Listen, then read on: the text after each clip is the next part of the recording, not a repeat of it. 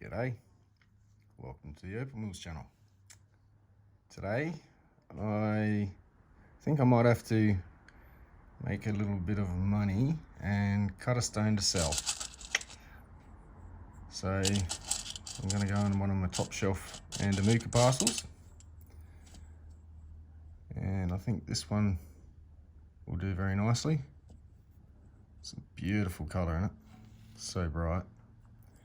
It does have a couple of issues with sand, but that sand, as you can see from the side, only just pokes up in the bottom of the colour.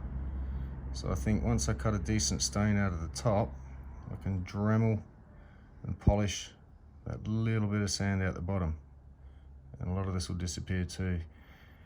Has kind of a jelly crystal layer just under, like if that was the top, underneath it. There's this nice little glittery reds and purples in there. Unfortunately, I think I may try to slice that off, but if I did, I'd go straight through that, mainly because of that sand I need to get out. It will interfere too much to leave it, and it won't be really much of any benefit to leave it. So yeah, I think I will probably run a saw through it and just neaten up the bottom a bit. Whether it stays there or not, who knows? Depends how the saw behaves today. But I'll try and cleanly cut that as best I can. It's a nice straight bar. It's kind of an easy cut in a way. Would love to have seen the rest of whatever was out here with all that colour. That's gorgeous and very clean, except for that bit of sand there. But the end result, these will all come out. They don't jut in too far. And it should be a really nice stone in the end. So I'm just going to dry it out, put it on the scale, see what I start out with, come back, do that, and I won't call this one a quick cut because I'm not going to be really quick about it. If I do call it a quick cut, mainly because of editing, but this will be a premium quick cut. Something I'd love to just stick in my collection, but it's getting too big and expensive to, yeah. I'll probably keep all this and stop where I am, or you have to part with some to grow. So hopefully the work that I do on this will add some value, and I think I'm pretty sure it'll go well at a 1 cent starting bid on eBay. I think it'll do very well. So we'll see what happens by the end of this video. Alright, stone's all dried out. Still got great colour coming through, dry and all.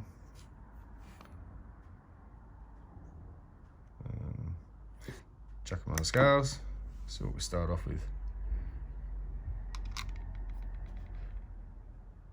So that's 14.5 carat, or 14.6 carats.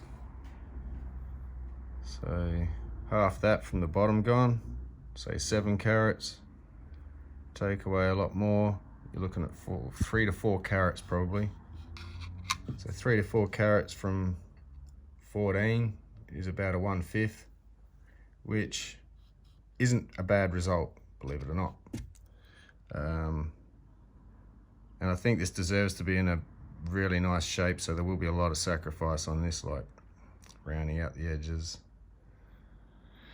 But that's what's going to hopefully attract a decent price to get me some money to go buy some more and do this all again for you and me. So I'm going to go saw this, cut a saw blade through it, come back, show you, and head over to the wheel. Alright, over at the wheel, chop the bottom off. There wasn't much left this side, it was just a slither. Still got to bring it down a little bit. There's the sand issue I'm talking about. Not sure if you can see it like that. It just goes up into the colour, so I can bring it right down. Yeah, this will be a challenge, but I'm going to clean the top up and make sure I'm right about that, because from all inspections prior lead me to believe these will disappear. So I'll start with that. Machine. I'm going to try and maximise this the best I can. So I'll start off at the bottom. Even up that little notch on that end. I don't know if you can see that the bar is shallow this side, deeper that side, so I can take a bit more off this side.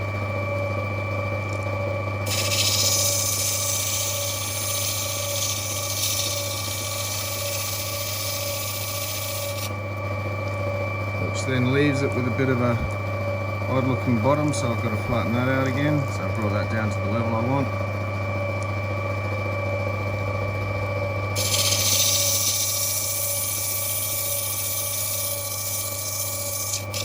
Oops, the water's not on right.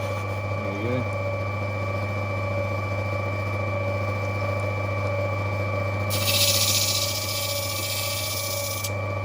So that's a bit better.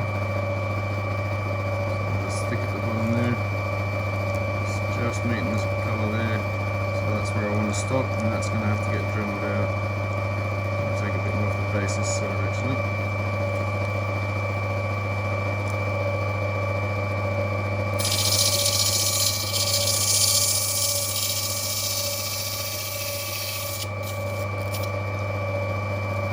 It's just going to make less work of that.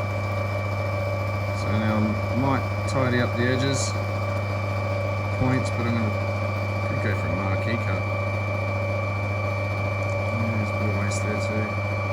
Maybe even 2 stones. It's going to be a nice size stone there. I'll tidy it up a bit first and see what it looks like.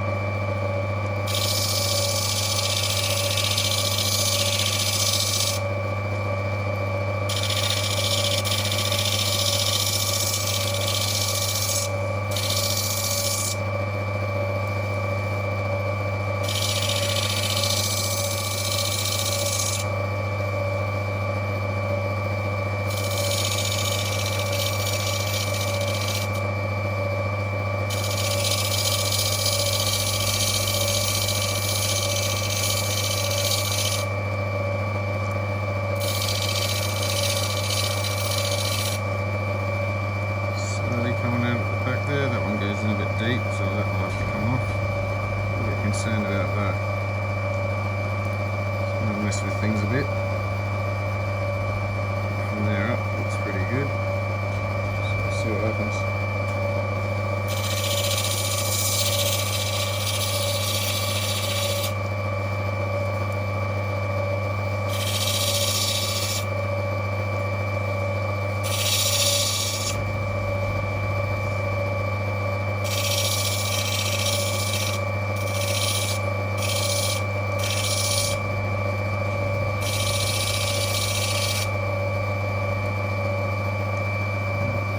Clearing up a fair bit.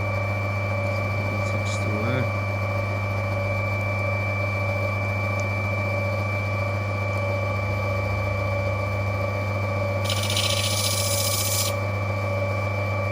Yeah, I think I've got it.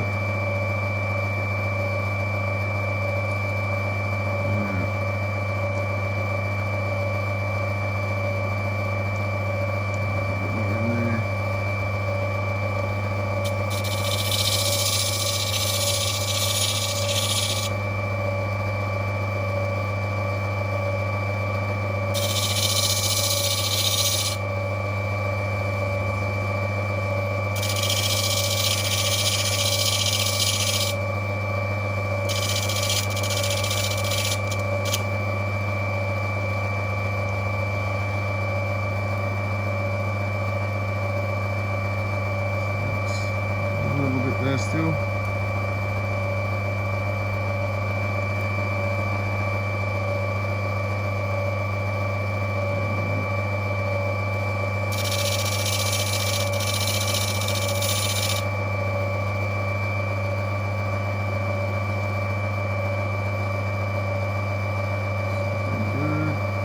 Nothing I can't get out with the dipstick. That's this part I've got to watch out for. So maybe I'll start looking at the shape now and go off there. It'll be a very nice maybe marquee after all. just to the right. So I can, there's mostly, that's no good, that's no good. By the time I saw it, there won't be anything left, so if you're faint of heart, look away for a minute or seconds, and I'm just going to amputate this poor little stone.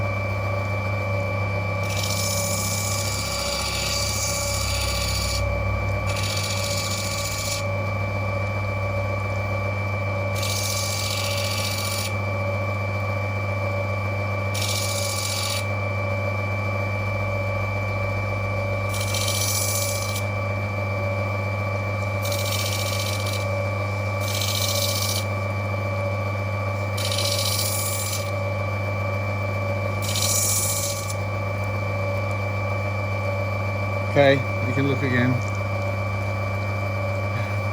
She's beautiful now, nice teardrop shape. So now it's like, well, we go for an oval, just to maximise it. To cut a long marquee would then sacrifice all that. So no, I think I might just lose that a bit and have a really long-ish oval. So again,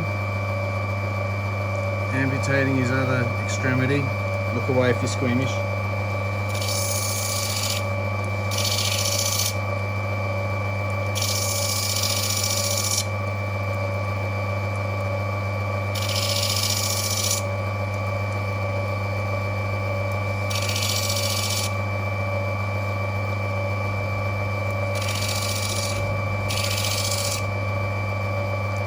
Okay.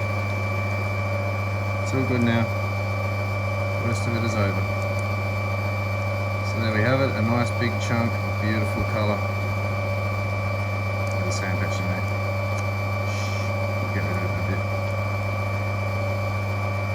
So I'm going to go, actually I might get rid of that because I don't like the heat getting to it when I put it on top while there's two different sorts there, because the difference in heat can cause fractures. So I'm going to Dremel that first. So I might just head over and do that instead. Alright, so I don't want to do too much of a big job, so I'm just going to do it with the 400 and then up to the 600 and get it up to a polish after that. Again, just saying, these are where I get my bits from. Quite handy. In fact, quite a lot of my equipment, including that machine I cut on with the magnetic system, a lot of these bits and other types of silversmithing equipment as well.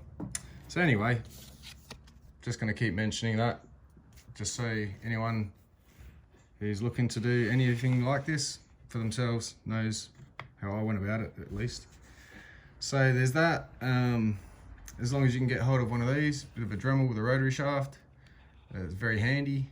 As long as you've got good hand control, doesn't have to be spectacular. A lot of it you can rest your hand. I'll zoom back a bit. As you can see, I'm just resting my hand on the bench. It's nothing major to it.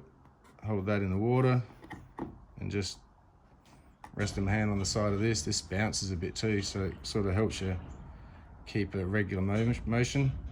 And then you move this hand, so it's a bit of a coordination between the hands, a bit of a concert going on. So yeah, I'm just going to go into it, take out that little bit of sand, and I'll come back and show you. Okay, so here it is. It's got a big hole in the bottom and that little golden circle in there. So I'm going to kind of smooth that out so it doesn't make a sharp golden circle, but it might be a nice reflection underneath nonetheless, if it does show up too much. So I'm going to go and smooth all this out a bit and show you what damage I do next. Yeah, it's a little bit warm out here. The camera doesn't want to use its flash right now, so we're going to look at it like this. So that's what's happened. It's not very noticeable much anymore as far as a golden shadow at the bottom, but it did have to come out a fair bit, so it's almost a hollow stone, but it's still pretty thick. and we'll get a nice dome over it and shape. So I may actually end up having to set this myself. Since I make my bed, I'll lie on it. So as I'm doing this to the stone, I can't expect somebody else to take it on and deal with it, so I will. So nonetheless, it'll end up on eBay. Maybe a ring, maybe a pendant. Really a pendant, so anyone can have it, any size. Ring's a bit specific. So yeah, I'll get to dopping this now. I'll deal with the back further later. That'll come down a bit, so it won't be as deep looking. Not much, but a bit. And I'll see what I can do about getting a good shape on it. So I'll head over to the wheel after I dop it. Might even actually show the dopping process this time, just how I do it. And I'll try and explain best I can so no one gets to thinking that, yeah, gets misled into what I'm doing. So I'll just explain that in a minute, in a second. Alright, I'm going to try and keep it brief, but there's a bit of explaining behind my science to this. So first we get a stick, big enough, drop the rest, don't need them. So that fits, not a problem, within the boundaries of that stone. So that will be fine. Now, two things to remember. When silversmithing and dealing with opal, well, two things I'd like to remember. The wax will melt before the stone gets too hot to do it any damage. Otherwise, the hot wax on the stone would cause problems. So clearly the wax hot and melted, the stone can handle it. So that said, same with the solder. The solder will melt before your piece will melt. So it's a case of, in both scenarios, bouncing on and off the flame, which is what you'll see me doing. I have to do this all in one hit, so I'm going to explain a bit first. So what I'm going to do is I'm going to keep the stone raised about that high off the flame, and the heat's going to be slightly directed there from putting the stick in, and so that'll cop all the rest of the heat that comes up and out this candle. I use a candle because it's direct flame. I can add wax to shorten the height of the flame and keep a nice controlled small flame. I don't want it too big and hot, otherwise that's crazy. But I'm going to heat the stone a bit and get it warm so that it's not too much of a shock receiving this. But when this is nicely melted, I'm going to put it on and it's going to drizzle everywhere. And I'm going to quickly go around it with my finger, and it's going to form a little lip of wax around the edge. That's important for me to get that all the way around, because then I'm going to go around and bounce this on and off the heat. The wax will melt before the stone gets damaged.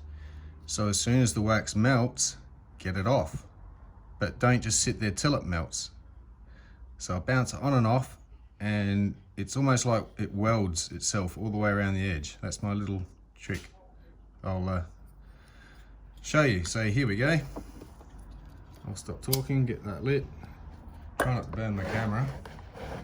There we go. Stick that back a bit. I'm pretty sure I've got enough wax on my stick. Move this water out of the way a bit, it's in my way. And so I'm just going to start by heating the wax and get it into a nice bit at the top. So I'll keep turning it, evenly heating it. It doesn't have to melt, so I'm going to use my fingers. And then I'm just going to squish it. It'll stick to my fingers, but I'm a tough guy. And then, yeah, there we go. There's a nice blob up the top there. So this is where I come into heating the stone a bit, just bouncing on and off. And as I said, the height's about an inch, inch and a half off. I'm going to melt the wax. It's starting to get nicely melted. And then I'm going to quickly roll, heat. Fill that gap full of wax because that wants to fill. Oops, sorry, I'm off camera, I think. And then I'm going to run my finger around like this, and you can see that sort of a lip that's formed. See if I can get this to focus. Come in a bit. See that overhang, that blob melted, sticks out over, because I'm going to use that to melt, and that's going to run a seam all the way around underneath it. So I might actually try and zoom in for this, so you can see what I'm doing.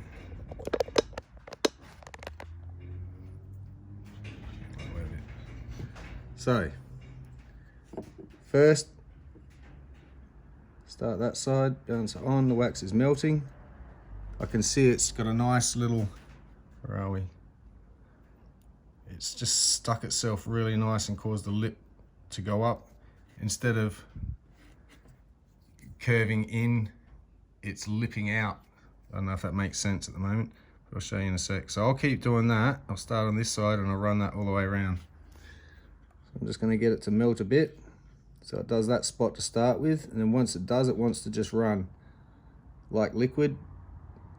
If it flows to the lowest point. Doing around the tips are a bit hard. I can get more to that after.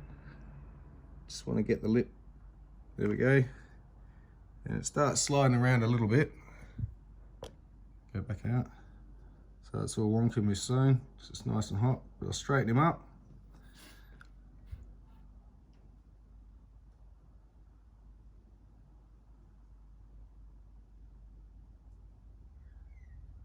Nice and straight.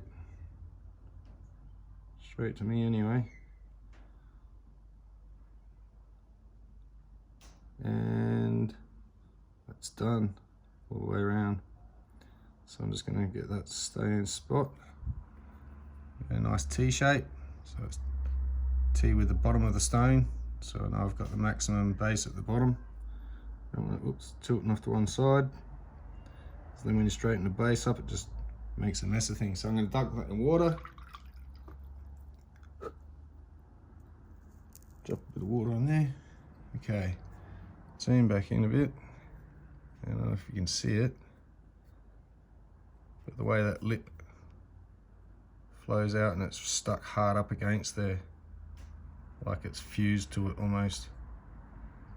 And the stone did get a bit warm, but nothing it couldn't handle. There is no cracks, no damage. It's a very controlled, acquired process that I've done. I didn't get taught this, but it is something I gambled with my cheaper pieces and found it worked and didn't, as long as you're very careful on the heat. You really don't want it too hot. As I said, I don't want to mislead anyone into thinking, oh, you just stick it in and run it around and off you go. No, there's a bit of a technique there. So that's the kind of thing you get some practice material with. Try not to burn yourself doing it. Make sure you definitely got some water on hand. Unlike me, probably wet your hands a bit. It's only hot wax, but it can still hurt some. And I'm just going to quickly run a chisel, because it saves it coming off onto the wheel around this edge here where it's built up a bit. Plus it makes the stone look lopsided. It's not. It's just where there's a bit of a gap underneath it filled up into there. So, yeah, there we go. Anyway, back over to the wheel. Alright, camera's still overheating a bit, so I'm not going to be able to have the light on, and this video is getting on a bit. So in this one, I've shown you a bit of something else to do with like the dopping process. I might skip a bit of this, shape this up, come back, and as usual, just do the stages from here to keep the rest of this short. And hopefully a beautiful gem emerges at the end. Okay, we've got a nice little shape. So now it's time to work around and get a dome over it. So we'll come back in a sec. Yeah, I just thought I'd come back, show you the shaping when it's coming up. Slowly getting my rounds done, working my way up to the top. It's another nice reasonable dome, I'd say medium to high. Alright, so I'll just bring it into the sun just to show you. Gorgeous gem. Yeah, it's got a nice shape. So I'm going to start getting that smoothed over and work on the back. I thought, wow, the sun's beautifully shining today. Get a sneak preview of what this thing potential has for this stone. Gorgeous. Sorry I had to share that because I had to squeeze it myself. I thought, yep, you've got to see this. So there we are, beautiful. Crystal translucent. Andamooka's some of its finest. Okay, one more shot in the sun. It's on the pre-polish final pad on the wheels. I'm about to head on to the serum oxide on the polishing wheel. Coming along beautifully. So yeah, I'll get this polished and do the back. Okay, all finished up. Gorgeous, stunning. You can see that cavity in it from certain angles, but straight on with full flash of light, it doesn't really bring much focus that it's there. So I'm kind of really pleased with the result of that. And that's the back. I did polish up inside that, so you can get to reflect it in the bottom of it. It's all polished up in there. Back's polished, sides are great. Good thickness, great for setting. Beautiful colour. So I think definitely that should go on a pendant. And that's what I'll focus on. I think, making a pendant. I'll do that in a separate video next. I'll design one tonight and get onto it tomorrow. That is awesome. Can't wait to see what it weighs. I haven't actually checked yet. But from the look of it, it's got to be around about the 3 carat mark. Even with that hollow, just, yeah, so. Otherwise I'd say around 4. So I'll head over to the scales after I flash this a bit more while the sun's out. That's beautiful.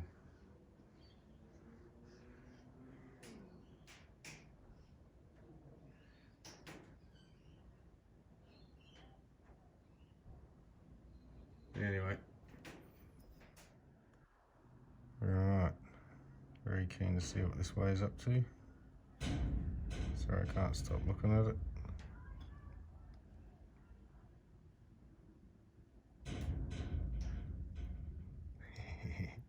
Right. Put it on the scales. Here we go. 2.5 to 3. Killer. 3.5 almost. I'll call it 3. 3.4. Something. 3.4 carats. Excellent. Very happy with that. Definitely. That's $10 a carat. It's $34. No, I'm sure it's worth something. I want to put it in a pendant. I'll put a price on it. That's just beautiful. I hope you enjoyed watching this. Join me again on the next video.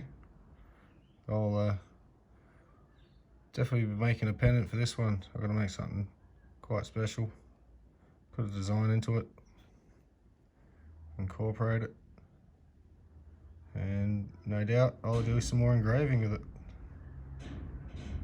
That's awesome. Background. It doesn't matter, with or without. So anyway, there we go.